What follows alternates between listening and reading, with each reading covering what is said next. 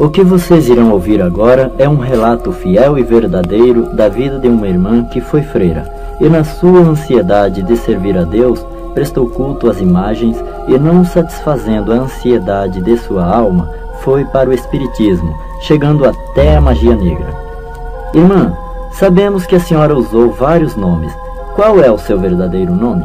Meu nome é Dalva de Oliveira Morgado, sou membro da Assembleia de Deus de São José dos Campos, estado de São Paulo. Irmã, como foi a sua ida para o convento? Aos 8 anos de idade, eu comecei a estudar numa escola de freira e ali eu ficava admirada em ver as freiras usarem roupa diferente das outras mulheres. E procurei saber delas por que elas eram diferentes. E ela explicou para mim que ela era a esposa de Jesus, por isto que ela era separada. E a partir daquele momento eu comecei a sonhar. Eu queria também ser esposa de Jesus. E ali eu comecei a insistir com a minha mãe para me levar para o convento. Mas minha mãe não queria deixar porque eu era a primeira filha dela. E ela tinha muito cuidado e dizia que não, porque eu não poderia mais chegar perto dela, iria ter que viajar e ir para longe. Porém eu insisti muito. E ela me levou para um convento através do arcebispo de Alagoas. Lá no convento eu comecei a estudar e preparar-me para ser freira. E com 14 anos de idade eu vesti o hábito de noviça. Até então eu era uma garota muito feliz. Eu estava estudando e preparando-me com muita ansiedade para ser esposa de Jesus Cristo. Muito bem. Irmã Dalva, e como noviça, a senhora alcançou seu objetivo para ser feliz? Até então eu me julgava uma moça feliz ali. Estava aprendendo para ser esposa de Jesus. Eu queria encontrar o meu esposo. Ali no convento nós lemos muitas literaturas, muitas biografias de santos. Aprendemos a história de todos os santos da Igreja Católica. Porém, nada sabia do meu esposo.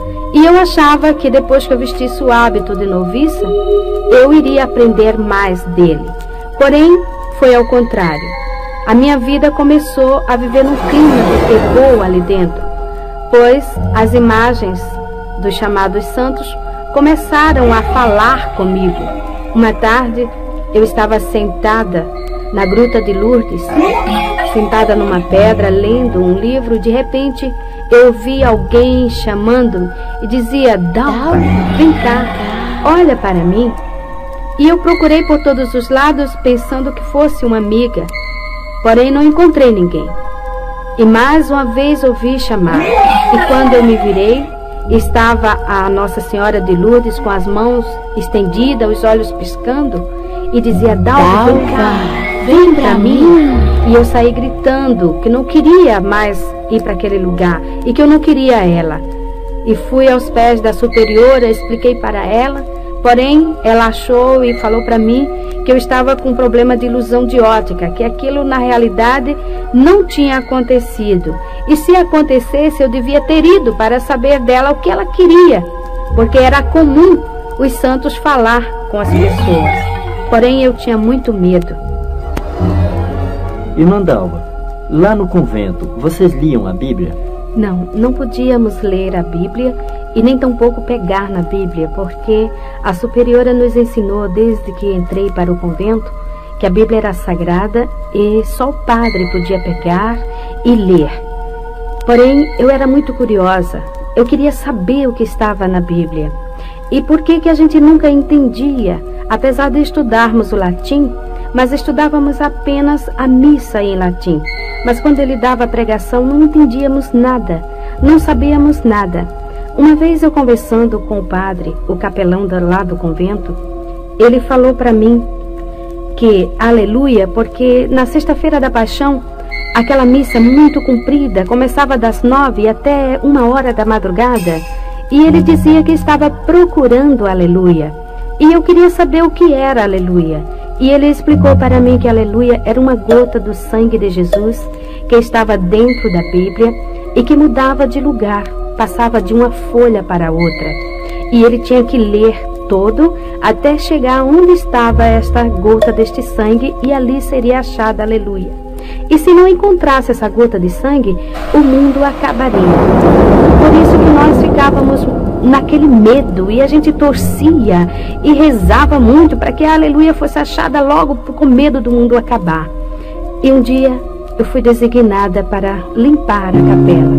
Porém, naquele dia, eu achei ali a minha oportunidade.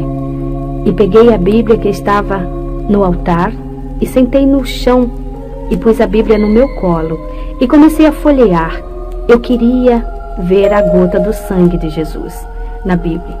E depois de folhear a Bíblia várias horas, nada encontrando, a superiora foi à minha procura e encontrou-me com a Bíblia nas mãos. E ela gritou comigo e falou que eu não podia pegar na Bíblia e que eu estava em pecado. E imediatamente chamou o padre, telefonando para que ele viesse me confessar, porque eu peguei na Bíblia. Então eu me confessei e ele passou uma penitência para mim de rezar 50 Ave Maria, 50 Pai Nosso, 50 Credo, ato de confissão, isso durante 30 dias. E ainda peguei 33 dias de castigo. Não podia nem almoçar e nem jantar, só tomava o café da manhã. Esta foi a minha penitência, por simplesmente pegar na Bíblia, procurando alguma coisa que fosse do meu esposo, porque isto era o que eu queria, era ser esposa de Jesus. Ocorreu também um fato muito estranho ali no convento. Eu, junto com minhas colegas e as alunas do orfanato, resolvemos brincar de esconde-esconde. E eu tomei a iniciativa de me esconder embaixo do altar, pois eu sabia que ali ia ser difícil as meninas me encontrarem. Porém, quando eu entrei embaixo do altar, encontrei ali um homem deitado. Ele estava seminu e então, no seu corpo havia muitas marcas de batom e sujo. E eu fiquei com medo e ele abriu os braços e tentou me segurar. Aquele homem não era outro, mas o que chamam de muito conhecido como Senhor Morto. É o Senhor que fica na Igreja Católica na Sexta-feira da Paixão para que as pessoas vá beijar. E as marcas de batom ficam no seu corpo e torna-se muito feio. E eu me assustei bastante com aquilo e saí gritando. As freiras me seguraram e aquilo foi tornando cada vez pior. O tempo passou e chegou o dia em que eu iria fazer os votos perpétuos. Então, naquela noite, nós tínhamos que ficar em meditação até as 10 horas da noite no convento, rezando o ofício de Nossa Senhora, meditando do que seria a nossa vida dali para frente.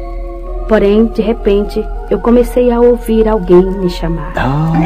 E eu comecei a tremer de medo, fiquei arrepiada. Eu sentia que meu cabelo estava em pé. E eu procurei pensando que fosse alguma colega, porém não era. E assim na porta da entrada da capela, bem no alto, tinha uma cruz muito grande. Naquela cruz estava presa um Cristo do tamanho natural de um homem.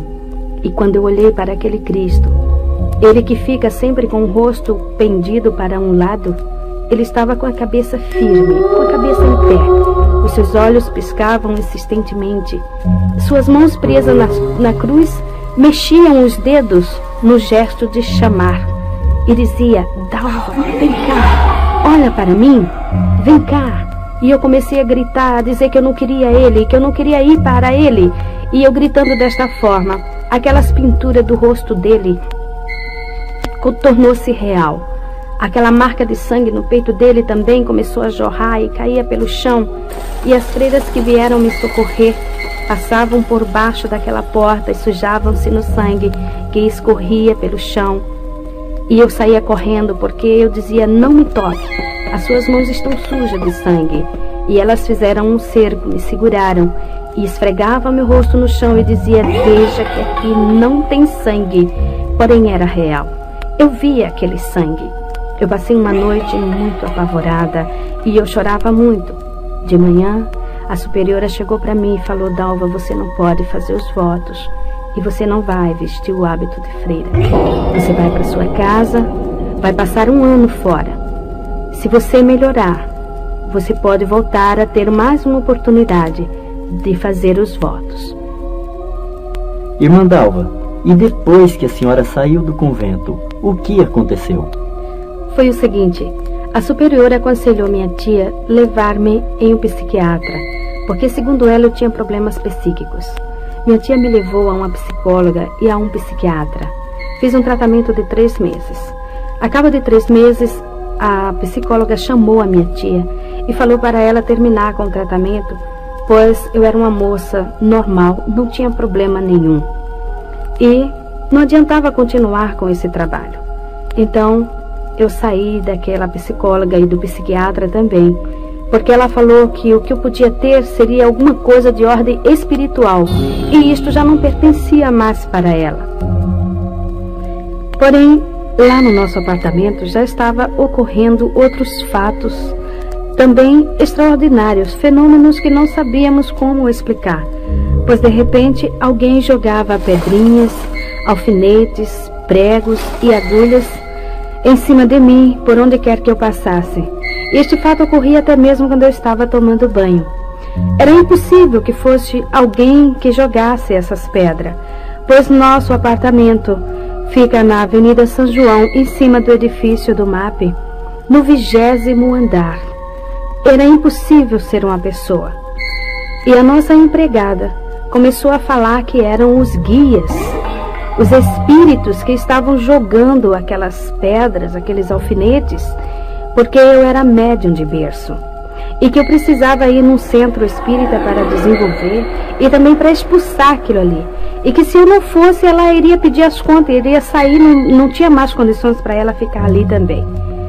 E tomamos a decisão que eu iria para o centro espírita mesmo, porque já havia crescido muito. A gente já não podia mais almoçar e nem jantar, pois aqueles fatos ocorriam, jogavam aquelas pedras, aquelas coisas por cima até mesmo dos alimentos. E aquela senhora me levou em um centro espírita de Mesa Branca, de Allan Kardec, na Estrada dos Remédios. Lá, o chefe do centro, que é o que chama um mentor espiritual, ele fez uma série de passes, segundo ele, expulsando e fazendo uma limpeza em mim, tirando aqueles espíritos que estavam fazendo essas coisas lá no apartamento. E ele explicou para nós que esses espíritos eram espíritos de pessoas que haviam falecido, porém não tinham tomado conhecimento de que estavam mortos e achavam-se dono do apartamento. E quem chegasse ali, ele fazia essas coisas para assustar. E quem tinha mediunidade percebia e via. Era o que ocorria comigo. Eu era também deficiente física. Eu tinha osteomielite, ou seja, câncer no meu joelho esquerdo. Minha perna era um pouco mais fina e mais curta que a outra. E quando ele viu isto na minha perna, ele falou que eu era assim porque na reencarnação passada, em uma discussão com uma jovem, eu havia cortado a perna desta jovem. E nesta encarnação, eu teria que pagar o sofrimento que ela passou.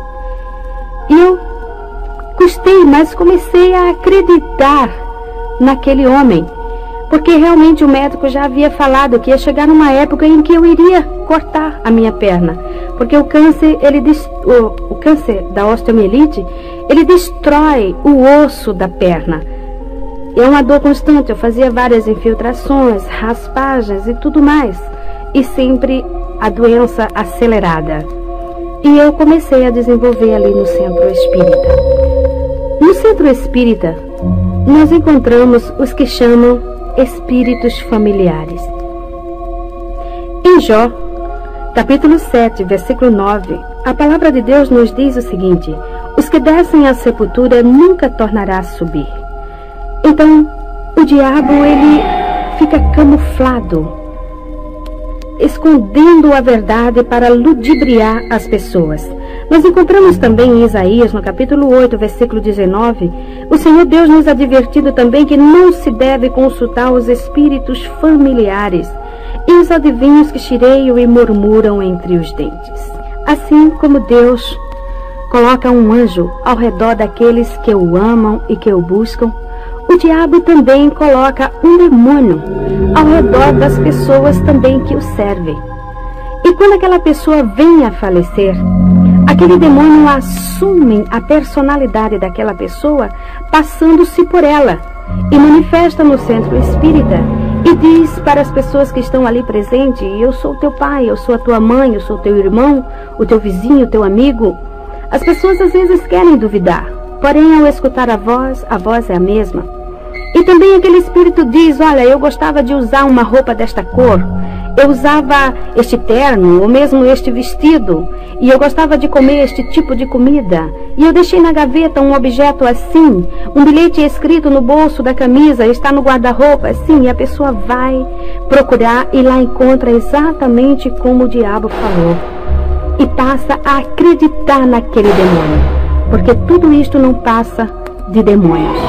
E ali no Espiritismo eu passei 4 anos. Dali eu saí porque eu já havia cauterizado o meu entendimento, meu coração já estava endurecido. O diabo já estava conseguindo me transformar numa serva dele. E eu procurei algo que fosse melhor, e fui para a Umbanda. Na Umbanda eu comecei a ter experiências em incorporar e manifestar os chamados Exus, pombagiras, pretos velhos, caboclos e orixás. Orixá é o Zemanjá, a Oxum, Iansã, Xangô e tantos outros. Fazia muito trabalho nas encruzilhadas à meia-noite, trabalhos também de cemitério. Participava também de muitas festas, como eles chamam ali dentro, que é matança, beber sangue de animal, essas coisas todas. Ali na Umbanda encontram-se esses espíritos que cheireiam e murmuram entre os dentes. Quando o demônio manifesta, o chamado preto velho, o caboclo, ele curva-se todo, ele abaixa-se com o rosto quase entre as pernas, procurando sempre um cigarro, um cachimbo, ou mesmo um banco, e ele diz: louvado seja Jesus Cristo. E as pessoas que estão ali ao redor julgam entender que o demônio falou: louvado seja nosso Senhor Jesus Cristo. É mentira de Satanás. A pessoa que está com seus ouvidos agravados, o entendimento cego, ela entende: louvado seja nosso Senhor Jesus Cristo. O diabo, ele não pronuncia o nome de Jesus porque ele estremece, simplesmente em pensar no nome do Senhor Jesus. Mas eu também estava cega, eu também estava ludibriada, meu coração já havia virado uma pedra. E depois de passar quase 5 anos na Umbanda, chegou um dia em que o chefe do terreiro chegou para mim e falou: Dalva, aqui não dá mais para você ficar, porque aqui ou eu ou você já está sabendo mais do que eu, você já recebe mais entidades do que eu, os trabalhos mais pesados já é você que faz, então procura algo mais forte, sai daqui. Irmã Dalva, segundo essa expressão do chefe do terreiro, o que significa essa palavra mais forte, um lugar mais forte? É o seguinte, a Umbanda tem uma grande diferença do Candomblé. Na Umbanda eles julgam-se, os ubandistas julgam-se que eles fazem somente o bem, eles não fazem o mal, eles só procuram ajudar. E não tem essas matanças, não raspa a cabeça, não faz essas coisas. O diabo ali, ele é mais sutil, enganando as pessoas, com essa história de que os pretos velhos são os negros africanos, os caboclos são os índios que morrem, enganando assim as pessoas. Lembro-me bem quando eu estava na Umbanda uma vez, o preto velho manifestou e falou: quando o meu senhor batia em mim, ele me colocava em cima de uma pedra de gelo, até aquele gelo derreter. Eu estava ali sentado naquela pedra e ficava todo congelado. Hoje eu sei que o diabo estava mentindo, porque naquela época não havia geladeira. O homem ainda não havia inventado geladeira. Como aquele homem podia estar em cima de uma pedra de gelo? Mas, quando estamos ali, somos cegos, não observamos essas coisas, totalmente cegos. Então, eu fui para o Candomblé. O Candomblé é mais forte do que a Umbanda, porque lá eles têm os chamados segredos de camarinha, os fundamentos, como eles chamam, é uma religião. Agora ela é religião. Ele veio da África para o Brasil e assumiu um poder muito grande aqui no Brasil, onde existem muitos adeptos, inclusive muitas autoridades, muitas pessoas aí de grande cultura pertencendo ao candomblé, achando que está fazendo uma grande coisa. A diferença é essa, que o candomblé ele é mais forte. A pessoa, o diabo ali, ele já está mais, assim, vamos dizer, aberto. Ele já se mostra mais com maior poder. Ele mostra a força que ele tem e o domínio que ele assume nas pessoas. Então, ali no candomblé, eu entrei de roncó para fazer cabeça. Irmã Dalva, uma pergunta. O que significa essa palavra roncó? Roncó é um quarto pequeno, sem janelas. Ele só tem uma porta de entrada. A pessoa fica ali recolhida durante 30 dias, quase nua. Usa apenas uma saia amarrada no alto dos seios, deitada em uma esteira que eles chamam na linguagem africana de sissa. E ali eles passam 30 dias tomando banho de abor. Abor é um banho de águas misturadas com ervas e sangue de animal. Esta água ela fica em um vaso grande, enterrado durante 30 dias, ali curtindo. Ali cria bichos, muitas larvas. E é com esta água que a pessoa que está recolhida toma banho 30 dias. Às vezes, quando despeja água no corpo, aquela água fedida, escorre até os bichinhos pelo corpo. E a pessoa também fica manifestada com um demônio que chama-se Herê. Herê é um espírito de criança, que se passa por criança, manifesta na pessoa. A pessoa fica ali, porque segundo os orixás, a criança tem mais facilidade para aprender. A pessoa entra de roncó para aprender a dançar, a cantar e a falar o dialeto africano. O candomblé que eu entrei era da nação de Angola, mas ali dentro a gente aprende o Jexá, o Queto e a Angola. Ali fiquei 30 dias, eles rasparam a minha cabeça totalmente. Fiquei 30 dias manifestada com este demônio. E o que ocorre, às vezes, quando toma aquele banho que os bichinhos ficam andando no corpo, o Herê, o demônio que está na pessoa, pega aqueles bichinhos e vai comendo. Com isso, nós vemos que o diabo é sujo. E tudo quanto está ao seu redor, e ele procura também levar a pessoa no mais baixo grau, levando a comer sujeira, a comer larvas. A pessoa fica ali dentro, a comida que vem são comidas que vêm sempre misturadas com sangue. São comidas, a gente não come o arroz, o feijão natural, é sempre aquelas folhas maceradas, é sempre coisas totalmente diferentes de um alimento normal de um ser humano. E depois de 30 dias que está passando por esta fase toda, que já aprendeu a dançar, já foi raspada a cabeça, então dá-se a matança de 21 animais. Aquele animal é tudo ele cortado em cima da pessoa, o sangue derramado no seu corpo e espargido em cima dos que eles chamam de sacudimento. São comidas que ficam ali expostas em tigelas, e também pega-se com uma pedra que chama otá. Ali fica preso naquela pedra a vida da pessoa. Tudo que o pai de santo ou a mãe de santo quiser fazer com a pessoa, pega aquela pedra e chama pelo nome do orixá através daquela pessoa, porque a pessoa também recebe o nome do orixá, o nome que o próprio orixá vai dar no dia da saída dele, que chama saída do santo. Então ali ele pode fazer o que ele quiser com a pessoa, desde que é feito essa matança. Depois que é feito também curas, cortes no corpo da pessoa, que eles chamam de fechamento de corpo, que esses cortes são feitos com a navalha.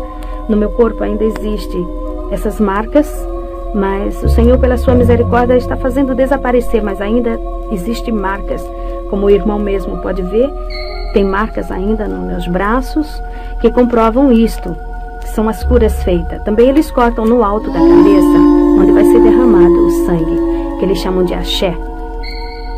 E depois o orixá sai para dar o nome. Irmã Dalva, o que é orixá? Orixá é uma palavra africana que vem do jeje. Então orixá significa santo para ele. E em vez de chamar santo, chama orixá. Por isso que dá-se o nome de pai de santo, ou seja, pai de orixá. E a pessoa recebe o santo. A pessoa tem o santo de frente, tem o do lado esquerdo e o do lado esquerdo, do lado direito. Então o de frente, que é o pai ou a mãe. No meu caso, eu tinha o santo que eles chamavam Oxum Apará, e o Logum Edé, que esses orixás, a Oxum, a Pará, segundo eles diziam que era uma santa guerreira. Por isso que eu era muito agitada, muito bagunceira, muito briguenta. E também o Logum Edé. Logum Edé é um príncipe de Satanás. Fiquei sabendo isso depois que eu me encontrei com Jesus. Ele saiu. Então, ele saiu, foi ele que fez a festa, uma festa de 3 dias, dia e noite, tocando e a gente dançando, ali manifestada naqueles demônios. Primeiro sai o Herê. O Herê, ele sai todo pintado, com bolinhas brancas na cabeça, totalmente raspada. Depois sai a que chamam mãe de cabeça, que no caso seria o Oxum Apará. E depois sai o último, que era o pai, o Logum Edé. Todos eles vestidos tipicamente. Uma coisa muito incrível é que eles usam vestimentas africanas que falam muito com as roupas das imagens, né, dos santos chamados católicos, porque há uma assimilação muito grande da história desses orixás com as histórias dos santos católicos. Por isso que os africanos, o Brasil aceitou muito o sincronismo do africano aqui no Brasil devido à história desses orixás. Uma coisa muito incrível também, e doloroso de nós falarmos sobre isso, é sobre a padroeira do Brasil. Porque nós sabemos do candomblé que esta estátua é uma estátua africana. Ela veio junto com os negros no navio negreiro, em um dos navios, e no candomblé existe um ritual que a imagem que é quebrada a cabeça, ela tem que ser jogada no rio. Ela não pode. E segundo o que nós aprendemos ali dentro, essa estátua seria a Oxum. É uma jovem escura e usa aquela vestimenta da que chamam Aparecida. É aquela mesma roupa, e quando sai no candomblé, ela sai vestida daquele jeito. Por isso o nosso Brasil está numa miséria total, porque está servindo não a Deus. Então ali, depois que sai vestido tipicamente, no dia seguinte, no final de tudo, dá-se o que eles chamam de axé do santo, ou seja, despachar aquelas matanças todas. Já passou 7 dias. As vísceras dos animais são fervidas em azeite do dendê e colocadas no altar, ali no roncó, para depois levar para o quarto do santo. Aquelas coisas ali expostas ficam podres depois de 3 dias. Mas a mãe de santo, o pai de santo, manifesta a Iaô, porque quando a pessoa entra de roncó é para ser Iaô, ou seja, inicianda. A palavra Iaô significa inicianda, ou seja, aprendiz. Ela vai aprender para mais tarde ser mãe de santo de candomblé. Então, ali dentro, ela manifesta de novo no santo, e a mãe de santo tira pedaços daquelas vísceras que já estão totalmente estragadas e dá para o santo comer. Então a pessoa come aquelas vísceras, metade quase daquelas vísceras estragadas. E eles ainda pegam a cabeça dos animais, cozinham misturada com farinha, até os ossos derreterem. Depois que derrete tudo aquilo, fica aquele pirão. Então ali o Herê manifesta e senta ao redor daquela panela e come tudo aquilo, deixando apenas os ossos, que vai ficar junto com aquela pedrinha chamada Otá. Porque ali está o que eles chamam de fundamentos. É o fundamento da Iaô. Se o pai de santo quiser matar a Iaô, ele vai fazer bruxaria, ele vai fazer a feitiçaria, ou seja, a macumba, com aquela pedra e com aqueles ossos. Depois de 30 dias, eu me vi numa tarde, deitada em uma esteira assim na calçada, e alguém chamava por Dalva. E eu demorei bastante para descobrir que a Dalva era eu. E quando eu respondi, eu levei uma varada nas minhas costas, que ardeu e doeu bastante. E alguém me chamou mais uma vez, Dalva. E quando eu respondi, senhora, levei outra varada, e assim foram a terceira e a quarta e a quinta vez. E eu me levantei e perguntei, por que a senhora me bate? O meu nome é Dalva. Ela falou, não, você não é mais a Dalva. A partir de hoje a Dalva morreu, ela não existe mais. O seu nome agora é Itameuá. Este é o seu nome, ou seja, é a sua Digina. Digina, na linguagem Jexá, significa nome. E ela falou também para mim que eu não podia responder a ninguém por Dalva. Se alguém chamasse Dalva, eu não respondesse, porque se respondesse, o santo ia virar aonde eu estivesse. E para mim era difícil me lembrar, muitas das vezes, daquele nome.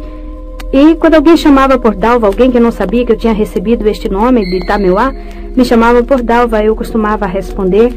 O santo realmente manifestava e me levava, às vezes, distâncias muito prolongadas até a mãe de santo, onde ela estava, e lá ele batia com a palmatória na minha mão até inchar, para que eu me lembrasse que o meu nome era Itameuá. Uma vez eu estava em um restaurante de luxo em Recife, num hotel 5 estrelas, pois naquela época eu era muito rica. Eu era uma das maiores fazendeiras do estado de Alagoas. Nós tínhamos uma grande pocilga, ou seja, uma criação de porcos muito grande, no município de Alagoas chamado Arapiraca. E ali, eu naquele hotel, nós estávamos jantando. Era uma tarde e nós havíamos participado de uma exposição de animais. Os nossos animais tinham sido premiados com medalhas de ouro e nós estávamos ali comemorando. Então, de repente, alguém chamou Dalva para que eu olhasse que iria bater uma fotografia.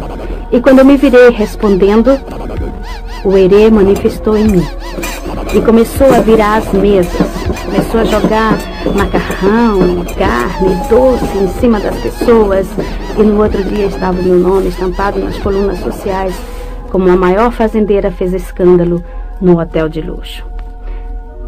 O diabo, ele não estava tão somente satisfeito em me aprisionar. Eu já não tinha mais coração. Era uma pedra, eu não tinha sentimentos. Fazia anos que eu não sabia o que era derramar uma lágrima. Para que os irmãos tenham uma ideia, em uma discussão com meu esposo, lá na fazenda, eu estava nessa época tirando uma Iaô de Roncó. Então, E essa Iaô, o santo dela era Obaluaê. E segundo o que nós aprendíamos, e havia aprendido, Obaluaê era o dono dos porcos. E nessa briga que eu tive com meu marido, porque eu tinha separado para mim alguns porcos para matança de animais lá do candomblé e para vender também. Era a minha parte, era a minha cota. Eu não queria que ele pegasse ali. Então, nessa discussão, porque ele havia pego os animais e vendido sem me consultar. E eu falei com bastante ira, eu disse, agora eu estou indo para o candomblé. Eu vou tirar uma Iaô de Obaluaê. E se realmente Obaluaê é o dono dos porcos, eu quero que ele tome conta desses porcos todos, de tudo quanto aqui tenha, e me dê conta. Eu quero que ele preste conta para mim de tudo. Eu falei isso e entrei no carro e fui para o candomblé. Uma semana depois, era de madrugada quando o nosso vigia bateu na minha porta e falou, Dona Dalva, tem 10 animais mortos. E ali era apenas o início. Rapidamente, em 21 dias, morreram todos os animais. Realmente, o diabo havia prestado conta do que eu havia falado. Realmente, ele mostrou que ele era o dono dos porcos. Só que eu fiquei na miséria. Tinha uma dívida grande no banco para pagar e não sabia como. E outra pessoa resgatou a fazenda. E tivemos que largar tudo e sair sem nada.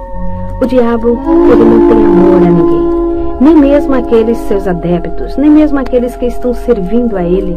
Pois eu era uma serva de Satanás naquela época. Eu servia mesmo, eu fazia tudo quanto ele queria.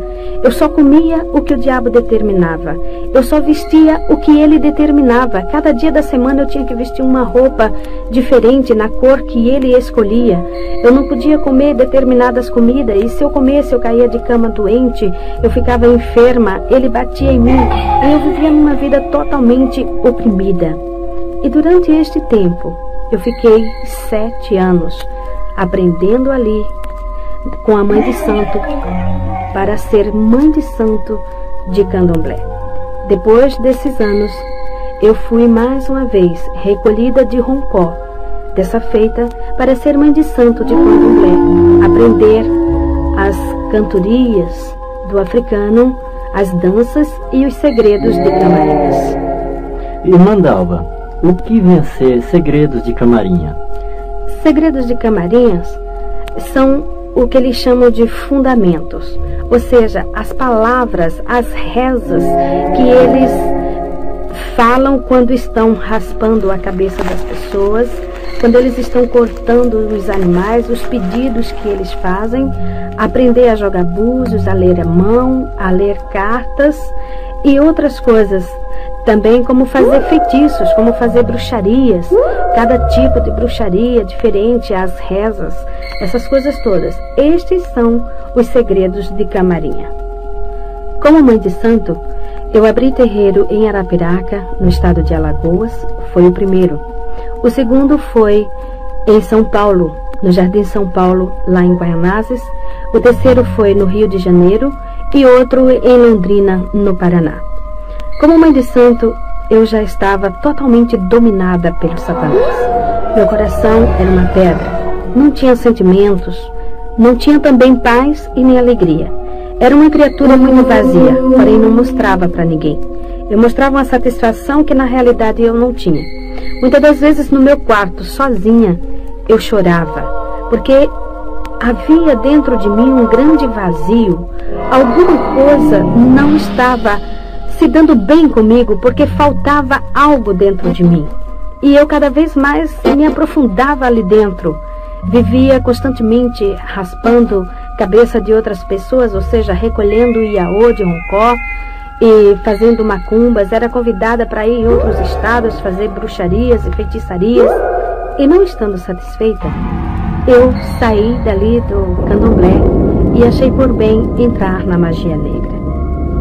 A continuação deste testemunho está no LP volume 2, com a irmã Dalva relatando como foi a sua entrada para a magia negra e o seu encontro com Jesus.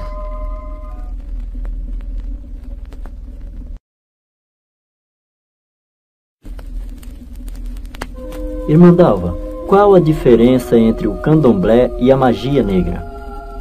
A diferença é a seguinte: no candomblé, o pai de santo e a mãe de santo recebe um poder dado pelo santo da pessoa, pelo orixá que a pessoa raspou a cabeça, e ele já não manifesta mais, não incorpora mais o orixá. E passa a fazer todos os trabalhos de candomblé, ou seja, raspar a cabeça, jogar búzios, essas coisas todas, e inclusive fazer macumba sem manifestação.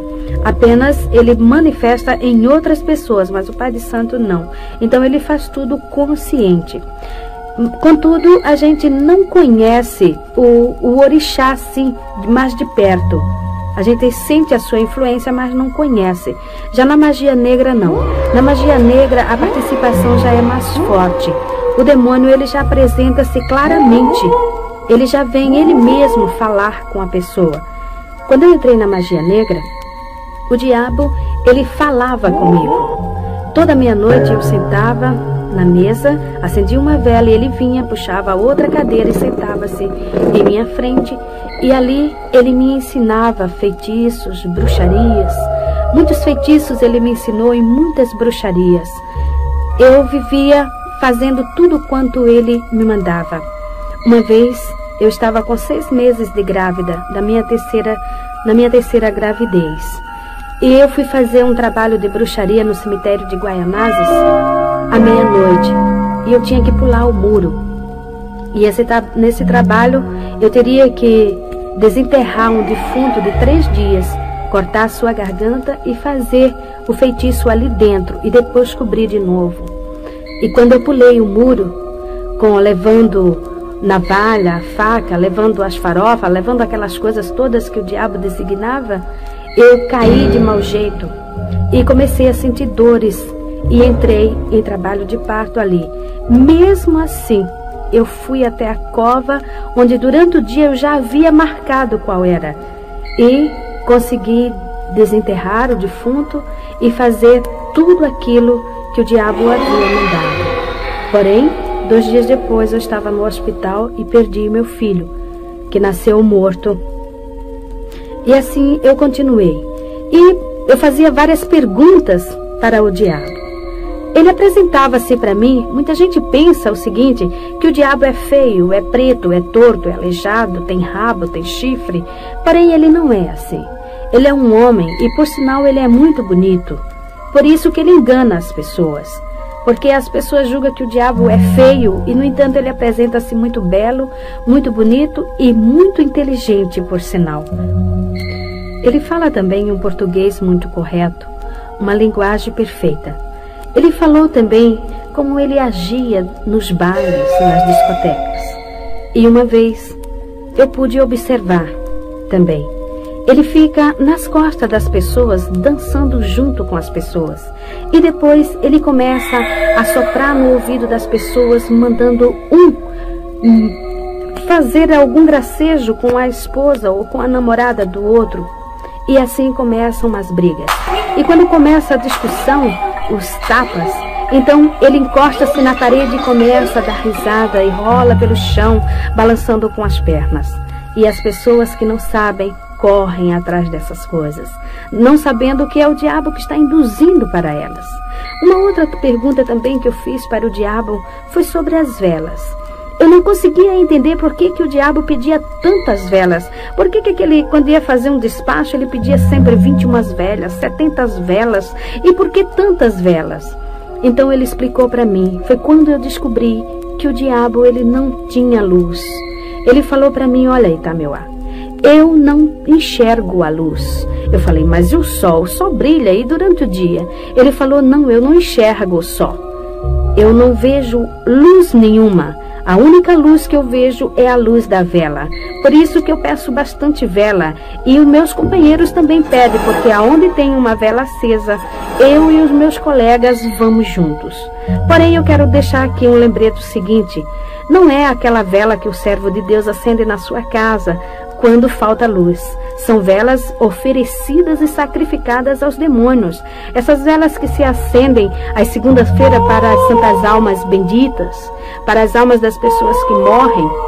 Muitos costumam até acender atrás da porta. Não faça isso. Você está atraindo legiões de demônios para a sua casa. Com isso, a sua vida é um inferno. Nada dá certo. É uma opressão que o diabo dá para as pessoas, porque eles ficam alojados, esperando que você acenda mais vela. Por isso que a palavra de Deus diz que todo aquele que está em pecado é trevas. E a trevas não se mistura com a luz. Por isso que o diabo é treva. Você precisa também buscar a luz, porque Jesus falou, vós sois a luz do mundo. Quem tem a luz não anda em trevas, porque o que anda nas trevas é o diabo. E esse nós temos que tirar da nossa vida. Então também eu fiz uma outra pergunta para o diabo. Eu queria saber por que aquelas imagens de esculturas, os chamados santos lá do convento, viviam falando comigo, me chamando e tentavam muitas das vezes até segurar-me. E ele começou a dar risada e olhando para mim ele falou, ora Itameuá, era eu. Eu falei, mas como você? Ele disse, é muito simples. Cada imagem, ela tem um espaço vazio dentro de si. É o espaço exato que me cabe. Eu fico dentro da imagem ou atrás, para ouvir o que as pessoas estão pedindo, para poder fazer. E assim com isso, elas estão me seguindo. Com isso, elas estão fazendo o que eu quero. Irmã Dalva, e do catolicismo até a magia negra, a senhora conseguiu saciar o anseio da sua alma? Não.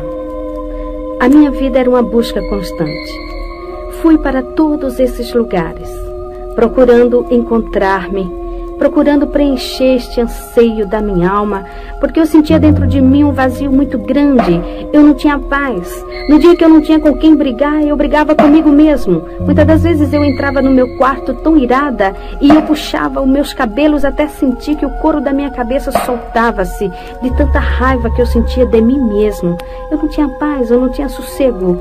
Faltava alguma coisa e por isso eu me aprofundava mais e mais e mais ali dentro, porque eu aprendi e sempre falavam para mim que todos os caminhos levavam a Deus. E eu queria saber qual era o caminho que eu estava levando. Mas esse caminho eu não encontrei. A minha outra parte eu não encontrava de jeito algum. Irmã Dalva, como foi que a senhora chegou a conhecer o Senhor Jesus? Bem, 3 anos antes que eu me encontrasse com Jesus, eu estava numa madrugada fria, nevoenta, acendendo uma vela para um demônio chamado Tempo Zarar, bem no portão do candomblé. E quando passou um senhor, um homem alto, escuro, e ele foi até a esquina. Quando ele chegou na esquina, ele voltou e parou bem no meu portão. Eu me levantei e antes que eu falasse com ele qualquer palavra, ele estirou a mão para mim. E com o dedo em riste ele falou para mim: a mão de Deus está na tua cabeça. Eu levei um susto, porém me refiz rapidamente e eu comecei a dar risada. Eu falei: como, moço? O senhor falar que a mão de Deus está na minha cabeça? Moço, Deus não olha para mim. Deus não lembra de mim. Ele não sabe nem que eu existo. O senhor sabe ler por acaso? Então leia esta placa. O senhor sabe o que está escrito aqui? Está escrito Abassá de Ilê de Oxum. Isso aqui é um candomblé, meu senhor. Eu sou feiticeira, eu sou bruxa. Deus não olha para mim. Ele falou: a senhora está enganada. Quando eu cheguei na esquina, Deus falou no meu coração e falou: volta e fala para aquela mulher tudo quanto eu te mandar. E ele está dizendo que vai tirar a senhora daí, porque ele tem um grande plano na sua vida. Então eu comecei a dar risadas e eu gargalhava mesmo. Eu falei: agora estou vendo que o senhor está bêbado. Deus me tirar daqui? Meu senhor, uma hora dessa, o senhor falando besteira na minha porta. Como que Deus vai me tirar daqui, meu senhor? Deus não vai me tirar daqui nunca. Ele disse: quando isto acontecer, você vai se lembrar das minhas palavras. E baixou a cabeça e foi embora. Nunca mais eu encontrei com aquele homem. Porém sei que aquele homem era um servo de Deus. E o recado dele eu esqueci no meu coração. Passou o tempo. Eu fui morar no Rio de Janeiro, em Nova Iguaçu. Ali abri candomblé. E depois de 3 anos eu tive uma 4ª gravidez. Depois de fazer bruxarias, com as noites que eu não dormia direito, a minha gravidez era doentia, problemática. Eu ia fazer a 4ª cesárea. Minha filhinha nasceu antes de completar o 7º mês. Era pequenininha. Teve toda sorte de enfermidade. Nasceu com os rins paralisados e internada no hospital da Polícia Militar no Rio de Janeiro. Ela ficou 4 meses. Depois, o médico pediatra me chamou e falou para mim parar com todas as minhas atividades e cuidar somente da minha filha, porque ela requeria um cuidado todo especial e esse cuidado só a mãe poderia dar. E eu levei minha filha e aquele médico me fez assinar um termo de responsabilidade. Ele falou para mim: dona Dalva, eu estou entregando a senhora a uma criança viva. Esta criança ela pesa apenas 800 gramas, mas está viva. E eu quero que a Alice cresça. Toda semana a senhora vai me trazê-la aqui. Pare tudo e cuide só da sua filha. Quando cheguei em casa, eu falei: vou fechar o candomblé por 1 ano para cuidar da minha filha. E assim fiz. Fui até Tinguá, no Rio de Janeiro. Era lá que eu tinha o terreiro. E fechei o candomblé, mandei que os filhos de santo e as pessoas fossem para um outro lugar, me aguardando até o fim do ano. Porém, quando eu cheguei em casa, o diabo apresentou-se para mim e falou: Itameuá, você não pode fechar o candomblé.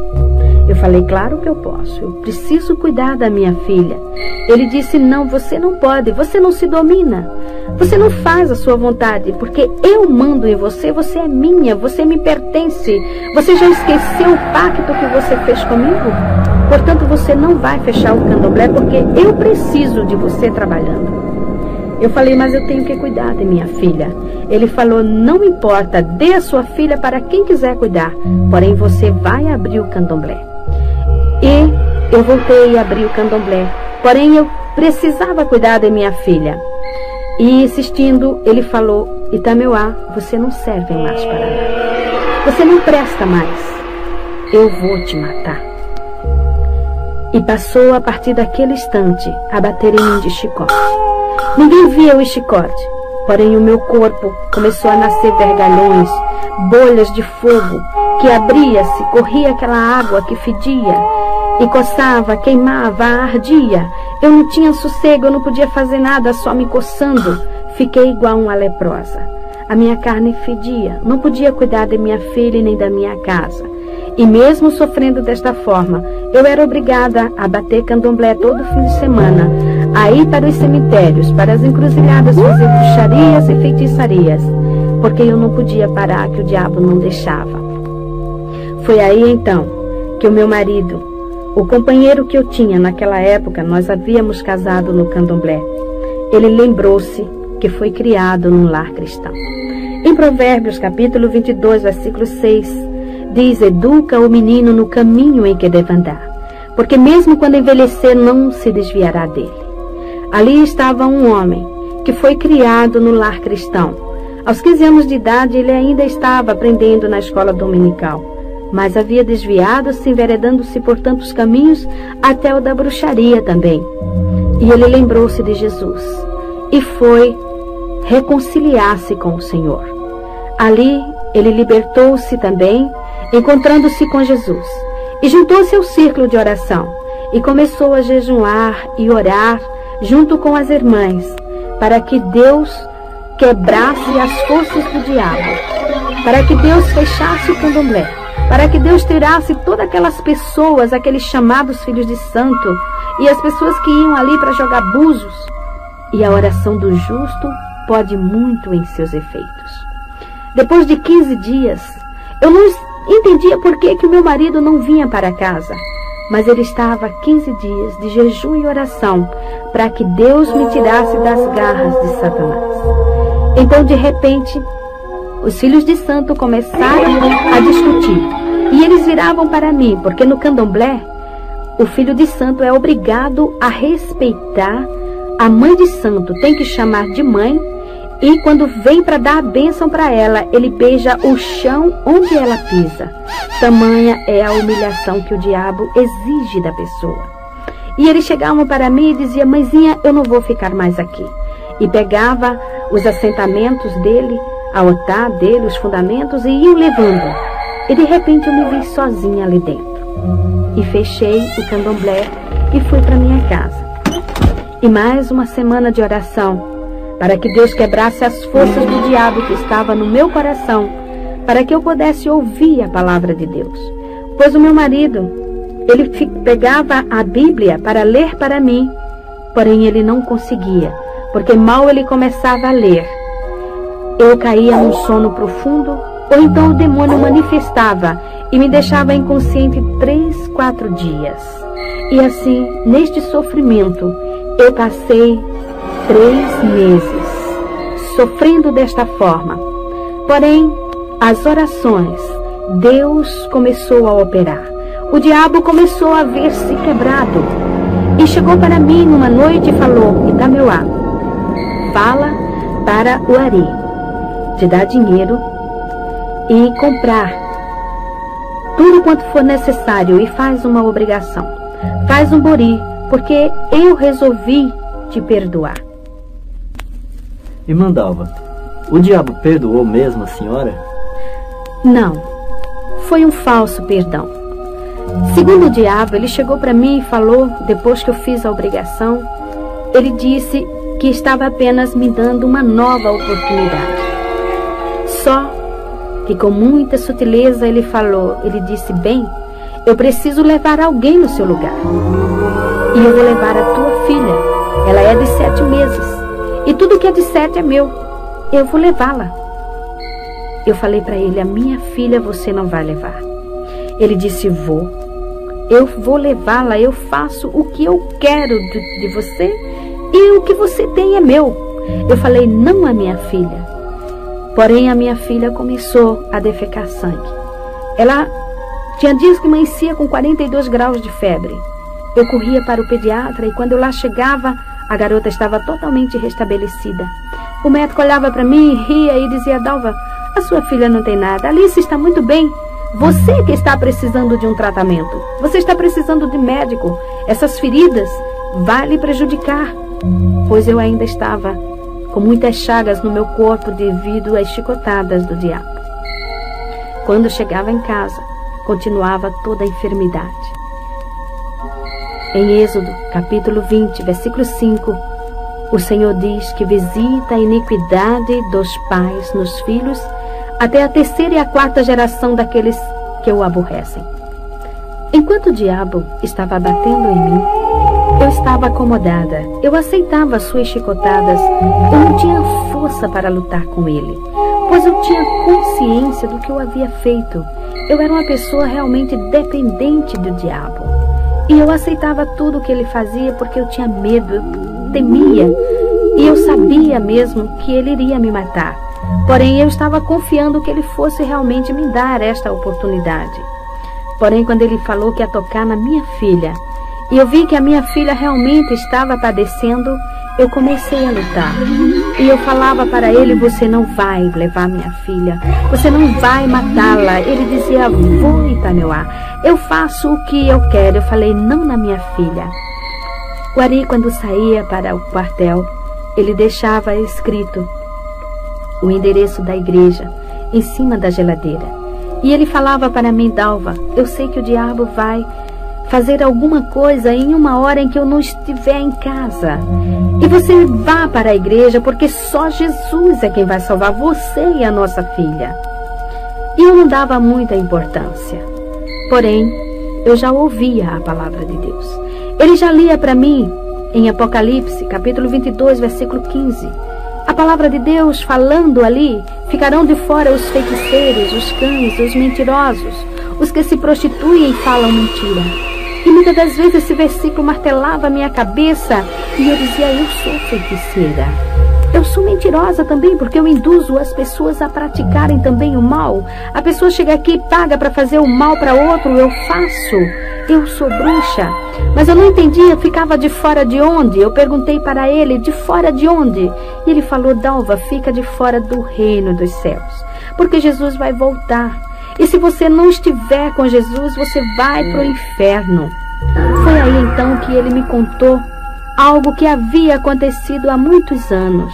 Há anos passados, quando eu estava no Canadá. Em uma noite, eu estava manifestada com a pombagira e ela tomava champanhe e cerveja junto com ele. Então ela virou-se para ele e falou: Ari, você sabe quem eu sou? Ele falou: eu sei. Você é um anjo caído. Você é um demônio. Você pode enganar todo mundo, mas a mim você não engana.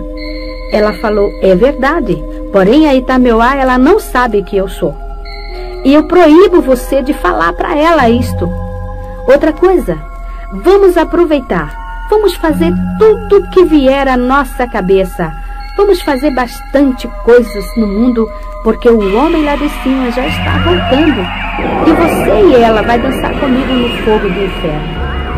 Quando ele falou isso para mim, eu falei: então o inferno existe de verdade?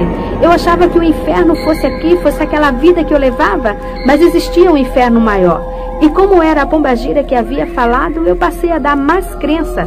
Quando a minha mãe, que era uma serva de Deus, falava para mim: Dalva, Jesus vai voltar, isso é diabo. Eu dava risada na cara dela, começava a dizer: aqui Jesus vai voltar, só se ele for trouxa, minha mãe. Jesus veio aqui, puseram ele numa cruz, se ele voltar agora, vão pôr ele no paredão e vão metralhar ele. E a senhora vem com essa de Jesus voltar, isso é conto de fada. Eu achava que era história. Porém, ali estava um demônio chamado pombagira, afirmando que o homem, o filho do homem, estava voltando e eu iria ficar de fora. E foi assim que naquela noite eu estava com a minha filha sentada no tapete, encostada às minhas pernas. Eu estava ouvindo um disco que, por sinal, de macumba, quando de repente a minha filha deu um grito e caiu de costas. E quando eu olhei para minha filha, ali o Senhor Deus abriu meus olhos. E eu vi aquele demônio que eu achava tão lindo, tão belo, que eu amava, que eu adorava. Ele estava agarrado ao pescoço da minha filha e as unhas dele eram tão grandes, entravam no pescoço da minha filha, como sugando a vidinha dela. Ela apenas estremecia sem poder respirar ou gritar. E eu peguei minha filha no colo e eu falei para ele: agora eu sei que você é diabo. Ele começou a dar risada. Eu falei: só que você não vai matar a minha filha, porque eu vou levá-la para a igreja. Ele disse: se você for, eu vou matar você na porta da igreja. Eu falei: a mim você mata, mas a minha filha você não vai matar. E saí correndo, peguei o endereço lá em cima da geladeira, pus a minha filha no colo. Havia em casa minha irmã, uma jovem de 15 anos, paralítica, pois ela não tinha os ossos dos pés. Porque um dia, em São Paulo, eu comprei um carro na sexta-feira. E no domingo, um outro carro veio na contramão, batendo de frente. O meu carro ficou totalmente amassado. E as pernas da minha irmã ficou presa nas ferragens, esmagando os ossos dos seus pés. Eu também quase fiquei paralítica, pois tive que segurar o volante do carro com meu braço direito para que não entrasse no meu tórax. Porém, saí do carro, a minha mãe afundou o crânio, pois bateu fortemente. Minhas filhas não morreram, porque estavam sentadas no banco traseiro e foi jogada para o teto do carro. Então, o nosso carro foi vendido para Ferro Velho. Minha irmã foi para o hospital. Lá foi feita a cirurgia, tirando os ossos dos seus pés esmagados. Ficou paralítica. Já havia 3 anos que ela só andava de gatinhas ou de joelhos. Uma jovem que já ia completar 18 anos. Então ali, vendo minha filhinha morrendo, arrastei a minha irmã de joelho pela rua, com a minha filha no colo apenas estremecendo. O diabo manifestou em um rapazinho que morava lá conosco e ajudava nos trabalhos de macumba e começou a me xingar. Saiu pelo meio da rua me xingando de tudo quanto era palavrão, falando horrores e dizendo que assim que eu chegasse na igreja, ele iria me matar. Porém, eu não dava ouvidos. Apenas eu olhava para minha filha e cada vez que ela estremecia, eu não me atrevia a pronunciar o nome de Jesus. Eu sabia que eu era indigna de pronunciar o nome de Jesus, mas eu olhava para ela e eu dizia: Jesus dos crentes, não deixa minha filha morrer. E desta forma cheguei na igreja. Entrei correndo com a minha filha no colo, minha irmã arrastando-se de joelho, e joguei minha filha no colo do pastor e falei: ore por ela, salve minha filha, porque o diabo está matando. Se o Senhor tem poder, faça alguma coisa, cure a minha filha. Ele disse: eu não curo, porém Jesus Cristo cura. E orou na minha filha. E imediatamente eu vi quando aquele demônio soltou a minha filha. E ela começou a rir e veio para o meu colo dando risada. Naquela hora, o Espírito Santo começou a tocar no meu coração. Quando leio na palavra de Deus, o Senhor Deus falando para o seu povo: tirarei de vós o coração de pedra e darei um coração de carne. Eu me alegro e me regozijo e digo: Senhor, tu fizeste esta cirurgia em mim, porque o meu coração era pedra. Eu não tinha sentimentos, eu não tinha amor, eu não tinha nada dentro de mim. Faziam uns 10 anos mais ou menos que eu não sabia o que era derramar uma lágrima sequer. E ali naquele instante estava eu chorando, e meus olhos saíam lágrimas copiosamente. Porém eu, envergonhada, olhava para os irmãos de um lado para o outro e eu dizia: por que eu estou chorando? Eu não quero chorar. Mas quanto mais eu assim falava, mais eu chorava. E naquela hora também o pastor virou-se para minha irmã e falou: jovem, fica em pé, eu vou orar por você, porque você precisa de Jesus. Então a minha irmã estirou os pés e mostrou para o pastor e falou: eu não fico em pé, porque os meus pés não têm ossos. E ele, olhando para aqueles pés atrofiados, falou para ela: Jesus pode te dar ossos novos. Você crê nisso? Você quer Jesus na sua vida? Ela falou: eu quero. E ele orou sobre os pés da minha irmã e ela imediatamente ficou de pé. Começou a correr, a andar ali na igreja. Eu comecei a soluçar. Eu olhava para minha perna com câncer. A minha perna continuava com a mesma enfermidade. Aqueles guias haviam me prometido curar e nunca me curaram. E ali estava, num piscar de olhos, a minha irmã andando, correndo, com os pés novinhos, e a minha perna afinando e diminuindo de tamanho. Foi quando o pastor virou para mim e falou: senhora, eu vou orar agora por você. Eu olhei para ele e falei: não toque em mim, porque o diabo falou que ia me matar, que se eu morrer o senhor vai para a cadeia. Ele falou: mas Jesus te ama. Eu falei: moço, Deus não olha para mim. Eu sou feiticeira.